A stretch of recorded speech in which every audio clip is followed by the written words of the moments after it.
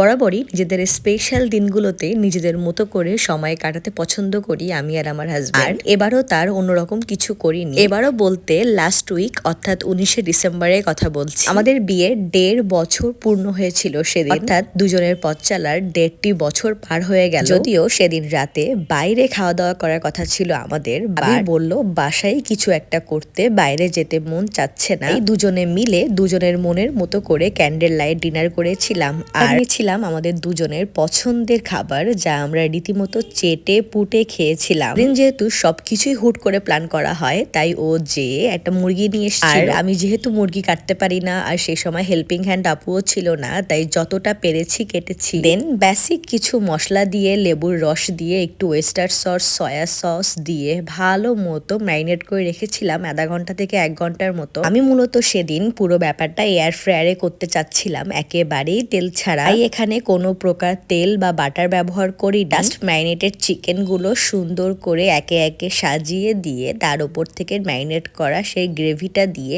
একেবারে এয়ার ফ্রায়ারে দিয়ে দিচ্ছিলাম। দেন আমি ওখানকার মেনুতে যেয়ে স্টেক অপশন সিলেক্ট করে সেটাতেই অন করে দেই। ওখানে 20 মিনিট মতো টাইম দেখাচ্ছিল, আমি ওটাকে একটু কমিয়ে দিয়েছিলাম, কারণ আমি ভাবতেছিলাম যে ব্যাপারটা হয়তো আরো কম সময় লাগবে, কিন্তু না, আমি একটু মিডল পয়েন্টে যেয়ে চিকেনটাকে একটু উল্টিয়ে দেই। এক্ষেত্রে চিকেনের 2 পাশটাই কিন্তু ভালোভাবে ফ্রাই হয়ে যায়। যদিও সেদিন আমি চেয়েছিলাম স্টেক বানাতে, কিন্তু হয়ে গিয়েছিল চিকেন ফ্রাই। তাতেও খুব একটা প্রবলেম হয়নি, কারণ আমরা নিজেরাই খেয়েছিলাম, যা বানিয়েছি তাই খেয়েছিলাম আলহামদুলিল্লাহ।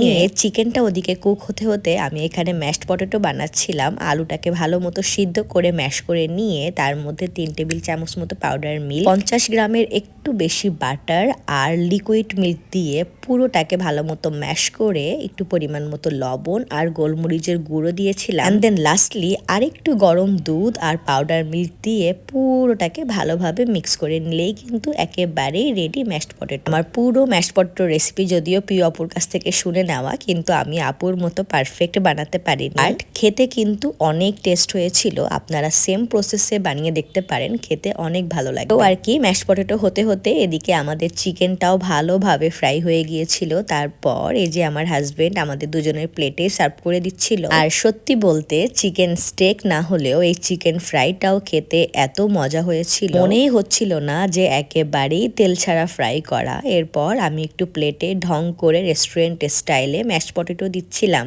আর আবির বেশ সুন্দর করে ক্যান্ডেল জ্বালিয়ে টেবিলটাকে ডেকোরেট করছিল। দেন আমাদের পারফেক্ট ক্যান্ডেল লাইট ডিনার কিন্তু একেবারেই রেডি। নিজেদের মতো করে ছোট পরিসরে আমরা যতটুকু পেরেছি করেছিলাম আলহামদুলিল্লাহ। আমাদের নিজেদের মতো করে ছোট পরিসরে করা যে কোনো সেলিব্রেশনই কিন্তু আমরা খুব ভালোভাবে উপভোগ করি। যেমন সেদিন আমরা খাবার রীতিমতো চেটে পুটে খেয়ে শেষ করেছিলাম। এটা সত্যি সবকিছু হয়তো সবসময় পারফেক্ট বানাই না বা ভালো হয় না, তারপরেও আলহামদুলিল্লাহ আমার হাজবেন্ডের কাছ থেকে কখনো কোনো কমপ্লেইন শুনিনি। এতটুকুতে আল্লাহর কাছে অনেক অনেক শুকরিয়া। আর আপনারা প্লিজ আমাদের জন্য দোয়া করবেন, আল্লাহ যেন আমাদেরকে এইভাবে সারা জীবন একসাথে রাখেন। সবসময় আমরা নিজেরা নিজেদের পাশে থেকে এইভাবে যেন ছোট ছোট খুশি উপভোগ করে নিতে পারি ইনশাল্লাহ। নিয়ে আমার ভিডিও ভালো লাগলে প্লিজ আমার পেজটি একটু ফলো দিবেন। Thank you.